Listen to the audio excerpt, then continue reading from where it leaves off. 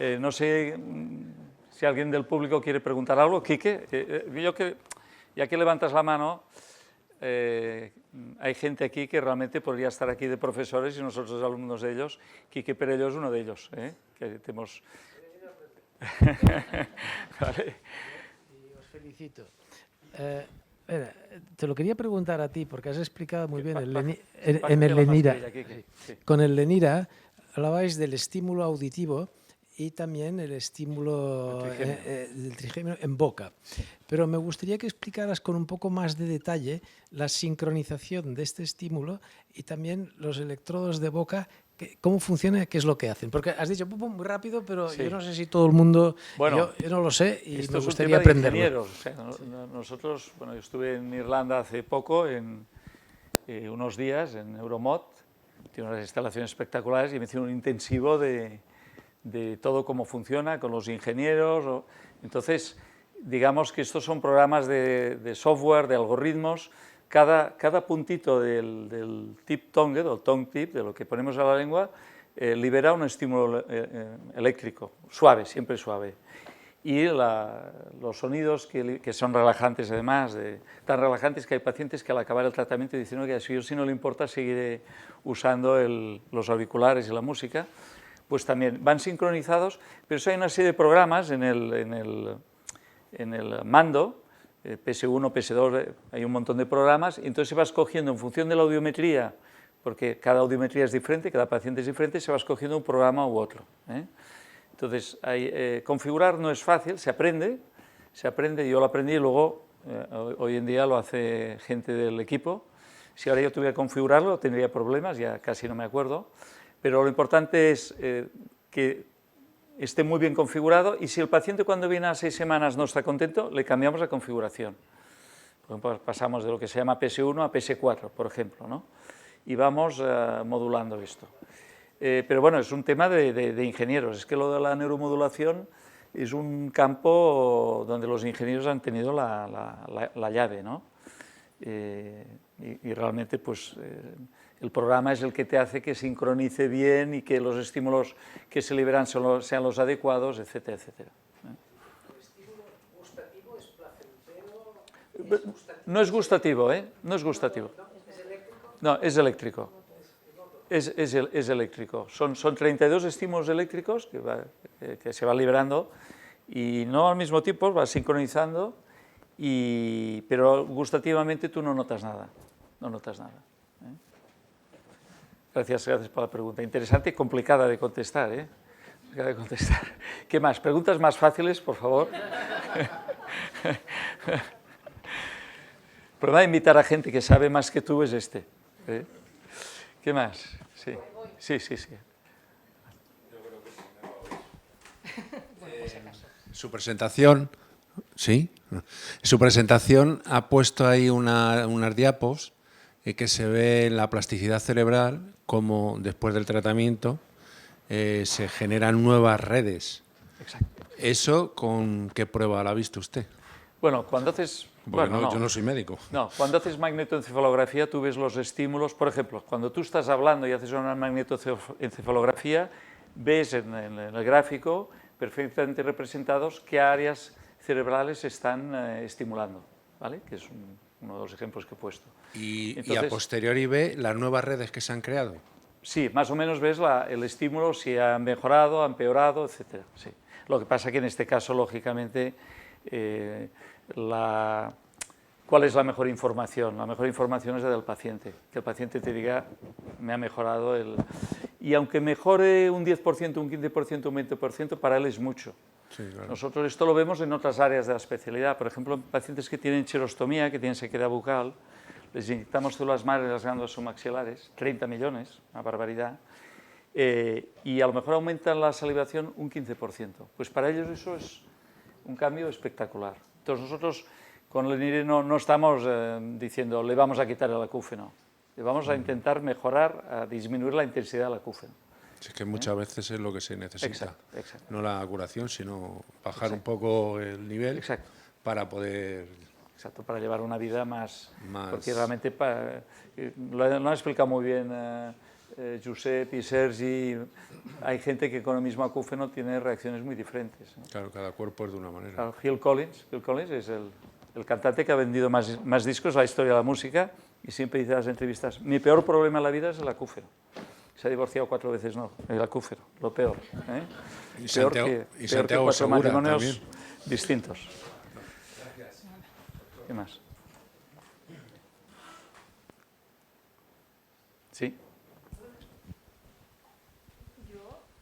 Me ha sorprendido la pregunta porque, claro, deben ser animales de experimentación en los que se dice, bueno, este hurón lo sacrificamos a las 3 semanas y miramos cómo están las conexiones. Exacto. Las preparaciones histológicas, lo digo porque, Exacto. claro, lo otro es una prueba funcional, pero no es una preparación histológica. Exacto. Entonces, los estudios están hechos con animalitos, ¿no? Exacto, está hecho con animalitos y luego ves con magnetoencefalografía, básicamente en el humano ves la exacto, actividad exacto, en la zona cerebral. exacto. Piensa que en estado... Sí, Ah, no no está se ve. conectado, ¿no? Bueno, estoy con la mascarilla, perdón. Han Pues- estado, o sea, cuando la empresa Neuromod empieza la investigación, no tiene interés de momento en comercializar el producto, sino sencillamente coge un equipo de ingenieros, de desarrolladores de software, de 2 otorrinolaringólogos americanos, etcétera, etcétera, y les dice, queremos encontrar algo que vaya bien para los acúfenos. Y no hay límite de tiempo. Y están 10 años, desde el 2009-2010 hasta el 2019, desarrollando producto. Claro, Invierten pero entonces 25 lo que millones de euros. generan es un daño en el animal, ¿Sí? ¿Perdona? generan un... No, lo daño que- no. un no, daño, no, o sea, yo pregunto, Sí. histológicamente, tú generas un daño en las neuronas o en Exacto. las células ciliadas, no sé bien cómo. Un o sea, cambio en la neuroplasticidad, en no, cambios pero- neuronales, pero- en redes Pero neuronales. para generar el daño en el animal Sí, y ver si después se generan conexiones, tú generas un daño primero, exacto. no sé dónde, en las células ciliadas o si se inyecta Sí, no, gentamicina Bueno, o... exacto. Tienes varias maneras de hacer esta agresión. Una, como has dicho muy bien, es la inyección de gentamicina, de un aminoglicósido, puede ser gentamicina, canamicina, el que quieras. La otra es un trauma acústico. Y todo esto es lo que ellos van analizando la respuesta y luego van, con neuromodulación, van viendo qué cambios hay. Y entonces, estos cambios se han visto en las neuronas de las áreas corticales auditivas Exacto. o se han visto en El área neuronas, yo qué sé, del ganglio de Scarpa o en las células ciliadas. No, en área Esos- temporal. En el área temporal. En el área temporal cerebral. Área Entonces, temporal. presumiblemente, si pudiéramos etiquetar los acúfenos de centrales o más bien cocleares, esta terapia sería, entre comillas, igual de efectiva en los dos tipos o sería Sí. más efectiva en los centrales. No, efectiva tanto en una como en otra, tanto si es coclear como si es central. Y en estos estudios que se han hecho, Sí. ¿es igualmente efectiva, sea cual sea el mecanismo de la agresión, o hay mejores resultados en agresiones debidas a un trauma acústico respecto a autotóxicos? O sea, No. ¿ha habido algún No hay tipo? diferencias. No hay diferencia. Diferencias. En animales no. En animales no. En humanos llevamos solo 2 años y medio del ENIRE.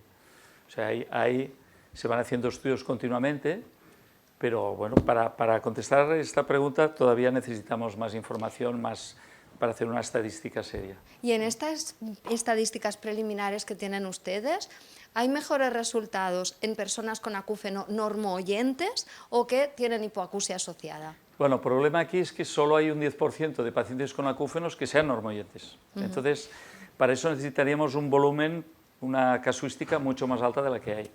Porque al 90% tienen una hipoacusia, más marcada, menos marcada, siempre que esté dentro de los límites del área que estaba marcada antes, ¿no? El área que estaba en violeta, en color violeta. Pero esa pregunta, claro, para eso se necesitan muchos más pacientes todavía. Una pregunta interesante, por Muchas supuesto. gracias. No, a ti, al contrario. Felicidades, No, ha sido gracias. muy bonito y muy Gracias. constructivo. Bueno, la pregunta fácil, que de momento estoy sudando aquí.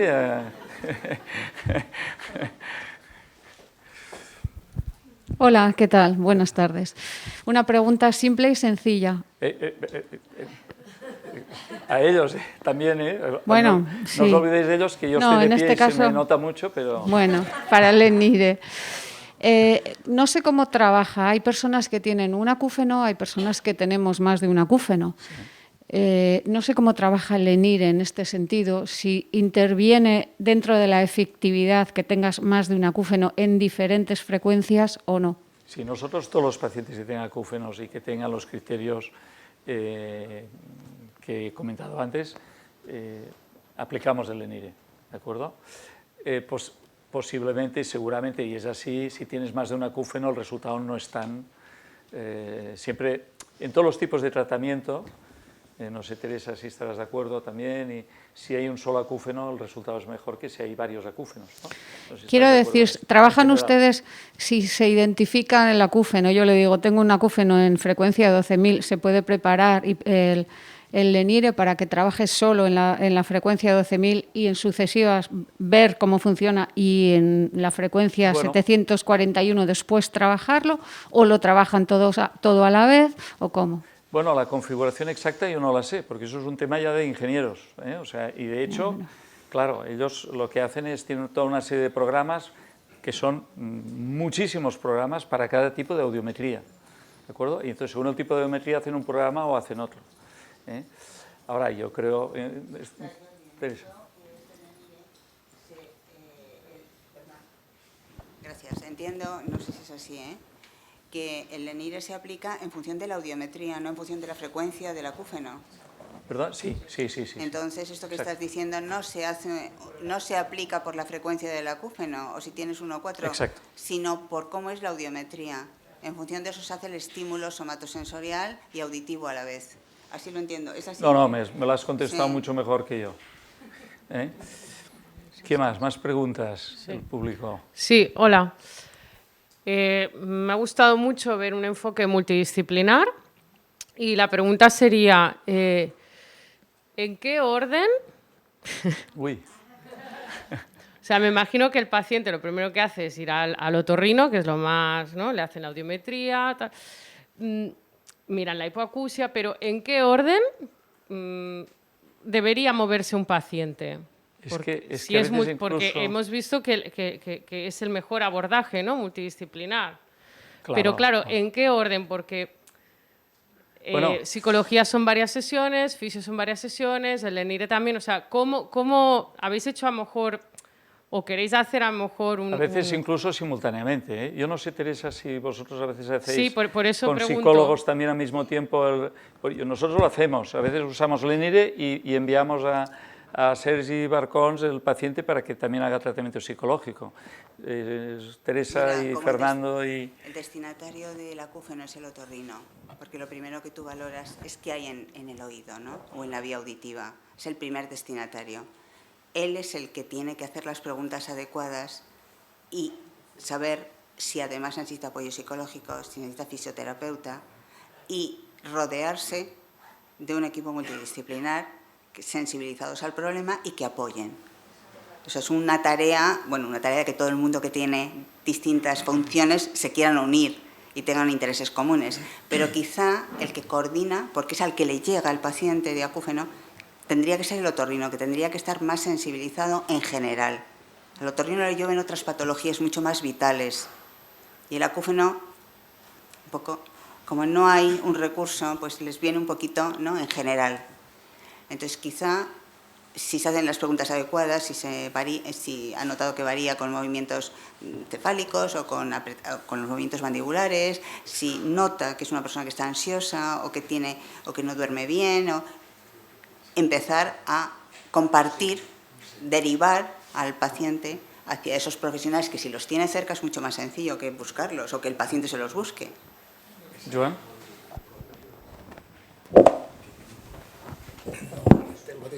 Bueno, y también me gustaría hacer un comentario que me parece que solo lo ha comentado Fernando, que hablando del estado de la boca, muchos de estos pacientes son bruxistas y también muchas veces se necesita el odontólogo. Tú eres odontóloga, ¿eh? Sí, por eso lo digo y además soy la hermana de Fernando, entonces por Te eso lo he pillado. pongo mi... Te lo he pillado porque digo... Digo, lo voy a decir porque Sí, si no reviento. Cuando llevas años a la consulta te das cuenta a veces, por ejemplo, los ingenieros no fallan, ¿no? Tienes un ingeniero que te hace unas preguntas muy claves, muy porcentajes, tal, ¿no? Y dices, usted es ingeniero, y dice, ¿cómo lo sabe, no? Y yo, por ejemplo, tengo un ingeniero, paciente, que me dice, yo me casé con mi mujer porque era un 20% más inteligente que las demás. Y si realmente eso solo un ingeniero lo puede decir, ¿no? Joan, ¿quieres añadir algo, Joan? Bueno, sí, lo mismo que dice Teresa, realmente. El primero que recibe el paciente tiene que ser el otorrino. Y el otorrino tiene que hacer una evaluación preliminar y ver si hay algún profesional que sabe más que el otorrino de ese tema concreto, ya sea de cara al diagnóstico o sea de cara al tratamiento. Pero el otorrino tiene que hacer un poquito de director de orquesta. Director de orquesta, sí. Exactamente. Sí. Hay una pregunta, me van llegando al WhatsApp un montón de preguntas. ¿Sí? Sí. Realmente hay que seguir un protocolo.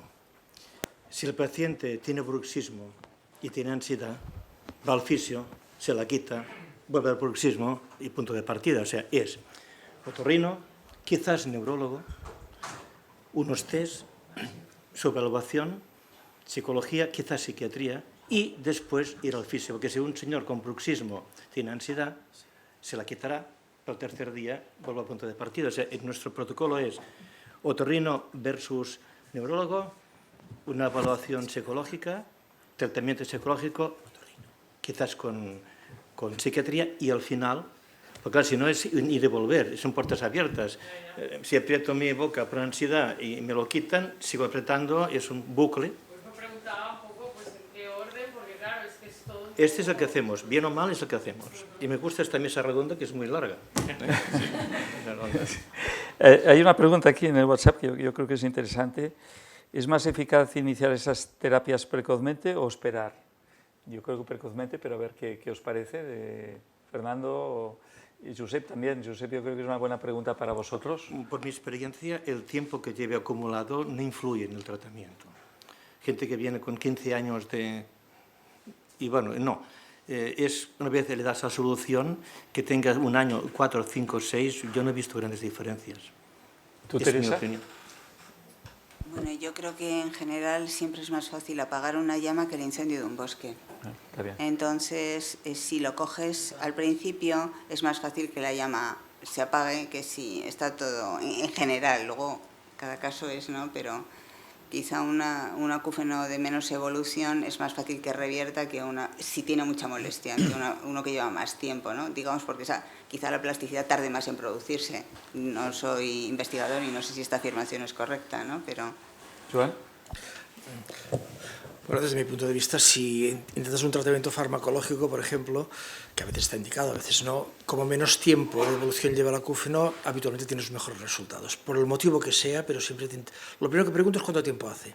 Cuando parecen casi no se sentado, le digo, ¿cuánto hace que tenemos el problema? Me dicen, 15 días. Y yo, bueno. Me dicen, 3 años. 10 años. Ay.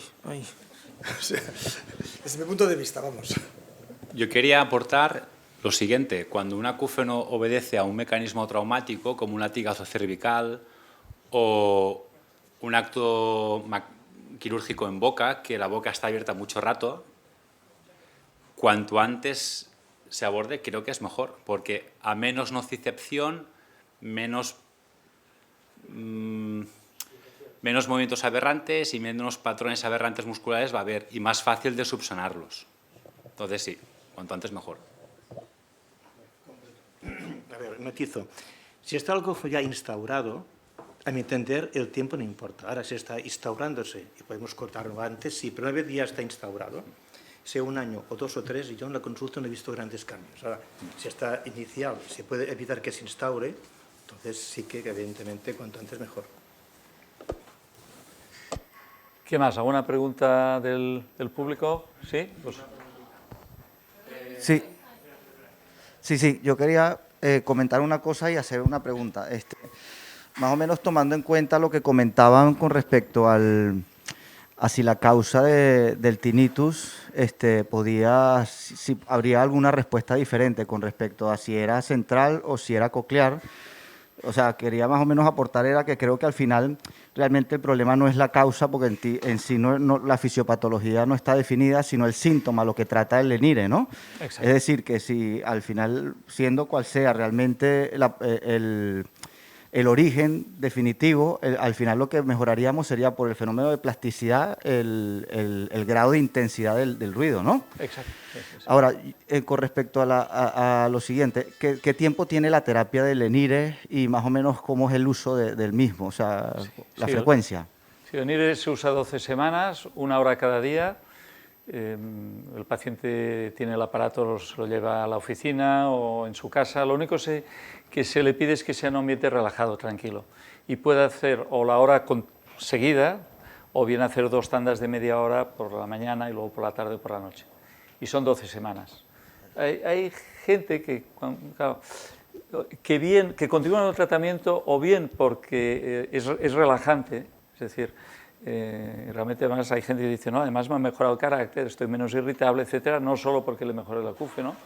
Y luego hay gente que le dices, no, ya lo puede dejar, pero lo continúan por miedo de que al dejarlo de usar lo sigan teniendo o vuelva el acúfeno a reproducirse a la misma intensidad. No aparecer, eso hay que insistir, el acúfeno no desaparece con el lenire, ¿no? Yo creo que ninguno de nosotros tiene la llave de que desaparezca el acúfeno, sino que lo que se intenta, o bien lo que hace Teresa es habituarlo. Fernando sí que a veces consigue dar con la llave de desaparecerlo, habituación que también los psicólogos tienen muy buenos resultados también, y el lenire también, no hacemos desaparecer el acúfeno. 12 semanas, bueno, es un tratamiento no invasivo, como el de todos los que estamos aquí. Hola. Bueno, muchas gracias por las jornadas. Tengo una pregunta para Jordi y 2 para Teresa. Con el lenire, ¿se ha visto la misma mejoría más o menos con el acúfeno asociado a hiperacusia y a hipoacusia? Y para Teresa, uno es si la terapia sonora se va a buscar la frecuencia del acúfeno. Y 2, y la segunda pregunta es cómo se procede con el paciente a nivel de sesiones o, bueno, cómo se procede exactamente con el paciente. Gracias. Sí, no, la hiperacusia siempre se mira y se estudia. En el equipo hay una persona muy experta en hiperacusia, Patricia Girauta, doctora Patricia Girauta. Todos los demás también. Joana ha hablado también de la hiperacusia. En el lenire no hay una diferencia significativa entre pacientes que tengan hiperacusia y que no la tengan. No lo sé en el TRT, no lo sé, Teresa. La terapia sonora en el TRT no es específica del acúfeno. Es una terapia con ruido blanco o ruido de banda ancha. Entonces, da igual la frecuencia que tenga el acúfeno, porque es esto. Y la otra pregunta, perdona, era... No, eso lo hace el paciente, o sea, bueno, ahora la tecnología nos permite tener ese sonido, ese ruido neutro, blanco o de banda ancha, sin que tenga que comprarse específicamente generadores. Si tiene una audición simétrica, se le puede dar una app que tienen, por ejemplo, y que lo use en su casa. Nunca vienen a la consulta. El paciente hace la terapia sonora en su casa. Tenías pregunta, ¿no?, para hacer. Mi pregunta era si de momento esta técnica solo la van a hacer en la clínica Tecno. A ver, ¿O la extrapolarán a Madrid, por ejemplo? No, la idea es extrapolarla. La idea, cuando Neuromod se pone en contacto con nosotros, bueno, de momento hay centros en casi toda Europa, antes de ayer abrieron en Noruega, etcétera, pero ellos normalmente empiezan con un centro y luego hay otros centros, pero siempre con, digamos, un centro que es el que dirige ellos han optado por esta política, ¿no? Entonces, nosotros, pues digamos, para toda España tenemos, digamos, el centro está aquí, pero evidentemente nosotros cuando nos llaman de Andorra, por ejemplo, que sea, pues con la audiometría podemos enviar al aparato, etcétera, etcétera. Sí. Pero la idea es abrir unos 4 centros en España, 4 o 5 centros. Dirigidos por nosotros, no porque nosotros lo hayamos pedido, sino porque es la política. Ellos escogen, nosotros, la verdad es que a mí me sorprendió cuando me llamaron, ellos escogen quién dicen, ¿y dónde? Empezamos en Barcelona, empezamos contigo y luego van y han hecho lo mismo en todos los sitios, menos Alemania, que empezaron con muchos centros a la vez y entonces vieron que como con 20 centros, entonces el problema es que cada uno hacía la guerra por su cuenta, no podían coordinarlo bien, a la hora de hacer estadísticas tampoco, entonces cambiaron radicalmente de idea. Y ahora la idea de ellos es pocos centros muy seleccionados, digamos. Empiezan por uno en un país y luego te dicen, bueno, pues dentro de 1, 2, 3 años empieza ya que no hace falta que nosotros creamos los otros centros, sino que haya centros, tú vienes a Madrid, pues, oye, pues mira, Antole Candela, por ejemplo, ¿no? Pues oye, ¿te interesa hacer eso? Pues nosotros lo dirigimos, cómo hay que hacerlo, cómo hay que configurarlo, etcétera, etcétera. Sí. Serían centros satélites. Exacto, sí. Centros no satélites nuestros en cuanto a otorrino en general, sino específicamente en cuanto a la unidad de aparatos. Sí. Sí, sí. ¿Qué más? Sí.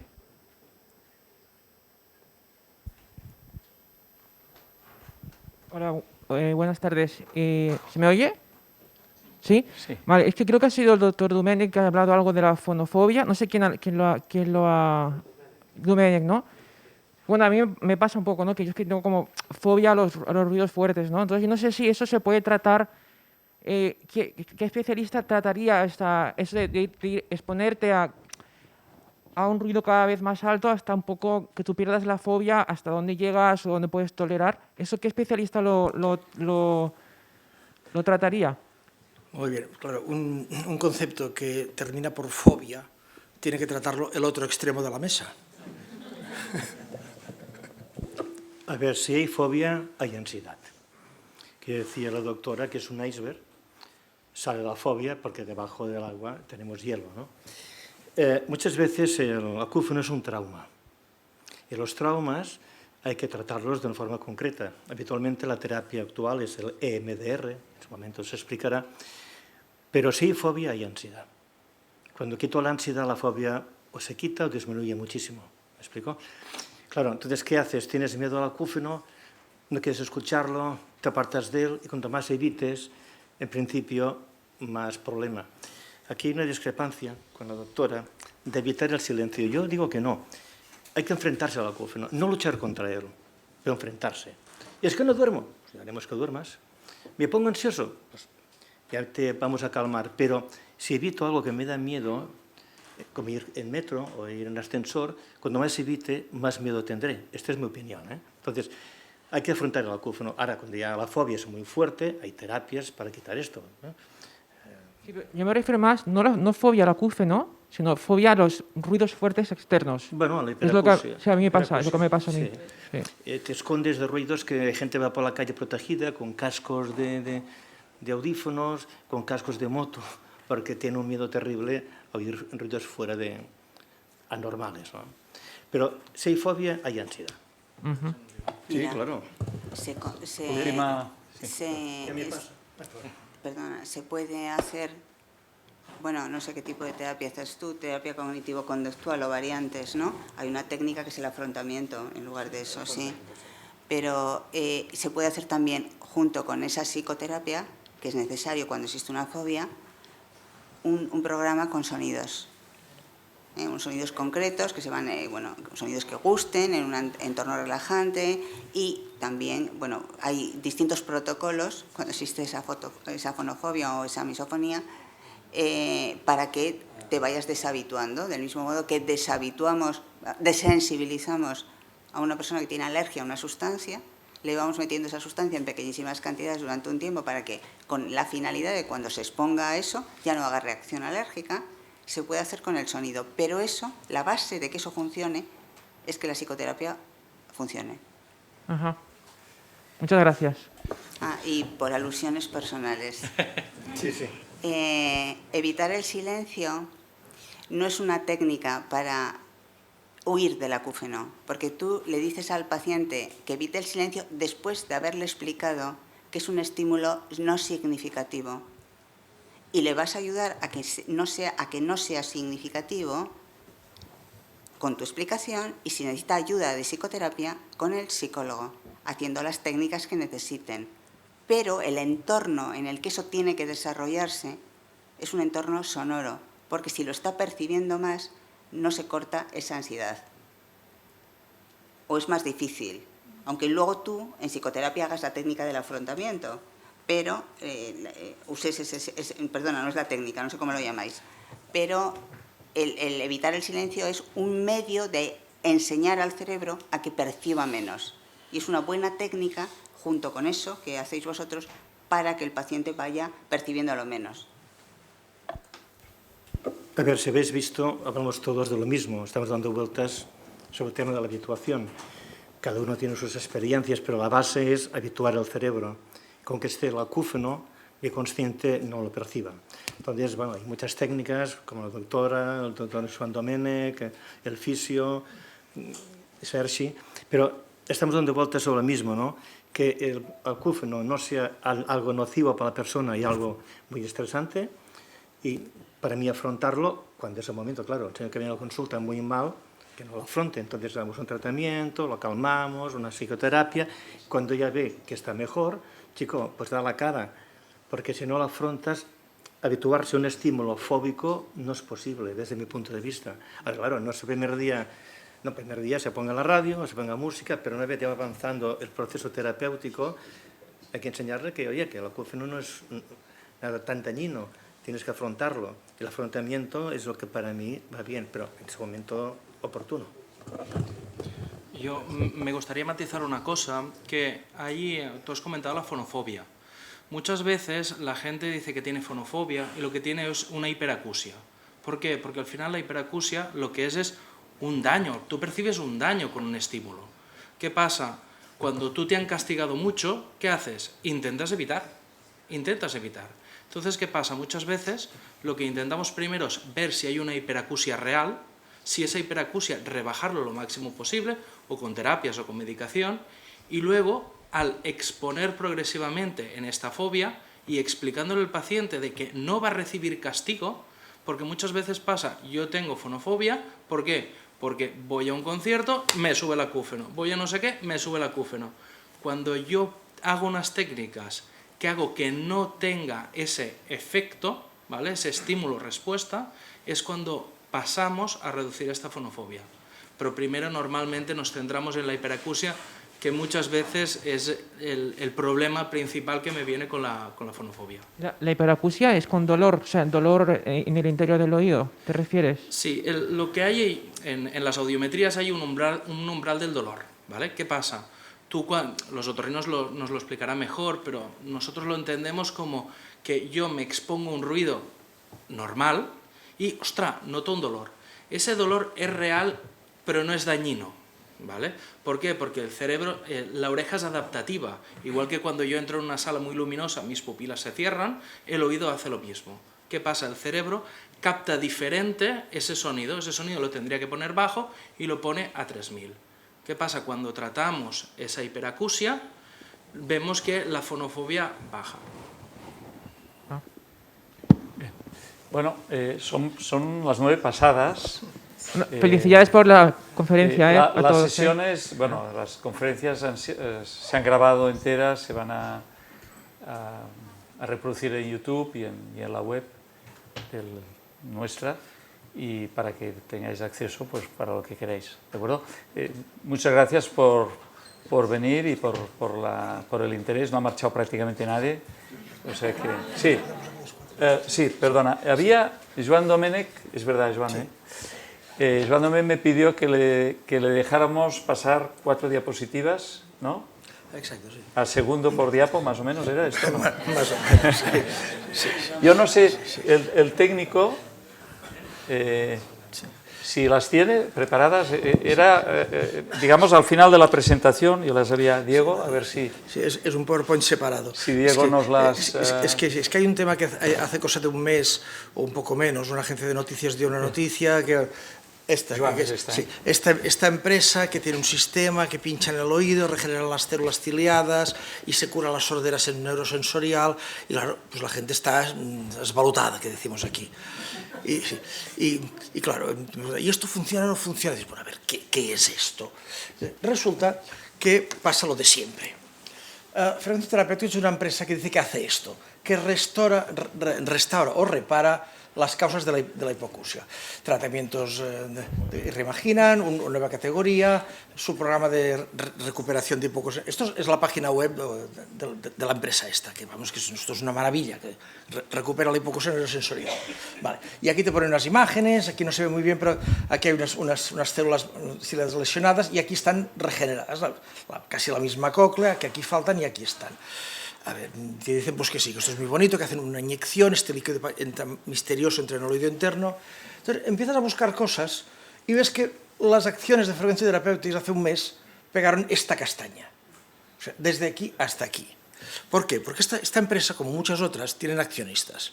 Los accionistas quieren que la empresa pues, vaya dando información de que esto va muy bien, de que estamos a punto, y la empresa, pues los de laboratorio hacen la suya, pero los de marketing van soltando cosas. Y cuando la empresa hace esto, los de marketing vuelven a decir, no, es que va muy bien, tenemos un estudio en fase 2, que es un estudio completamente preliminar, y para intentar recuperar otra vez las acciones. Dice que las acciones bajaron un 74,9%, por los resultados, digamos, no buenos del estudio TOSA. Dice, la fase 2A, la droga no mostró ninguna mejoría en la hipoacusia comparado con placebo. Estos son resultados reales publicados. No hay beneficio discernible. En la página de Clinical Trials, que es muy informativa, que te explica todos los estudios que hay en marcha, te dice que el fármaco está actualmente recruiting, o sea, digamos, todavía están buscando pacientes nuevos. Para la fase 2, o sea, no solamente está finalizada, sino que no han finalizado ni el reclutar de pacientes, con lo cual difícilmente nos pueden decir lo que está pasando. O sea, que son los de marketing que van soltando globos sonda. Pasó lo mismo hace 4 años con una empresa suiza, Auris Medical, que hizo exactamente lo mismo. Dijo que estaban a punto también y además de un congreso en Alemania, en pleno congreso tenían que venir los de Auris Medical a explicarnos qué pasaba y nos dijeron que no venían porque no funcionaba. El día siguiente caían las acciones a la mitad. O sea, es un problema de marketing y por desgracia en este momento no hay nada que funcione. Yo quiero decirlo un poquito, sobre todo si se ve por internet, porque es que es un tema muy recurrente, todo el mundo pregunta ¿qué pasa con esta empresa? Pues pasa esto por desgracia. Que el futuro es esto, muy probablemente, pero no ahora, dentro de 10 o 15 años. Esta diapositiva no es continuación de lo que él ha explicado. Hay una cosa que el doctor Coromina no ha puesto en el programa, pero me ha dicho en un apartado, que los asistentes aquí hay una cena pagada todos en el Vela esta noche gratuita. No, lo ha dicho, ¿no? ¿No es así? Mira, de verdad, hay que darle un sentido del humor al paciente, sin pasarse, porque tanto dramatismo el paciente también lo capta. O sea, darle ciertas bromas con cariño, darle un calor, es muy importante para el paciente del acúfeno. ¿Es que sí? Bueno, pues nos vemos en el Vela. Vale, ¿no? Vale.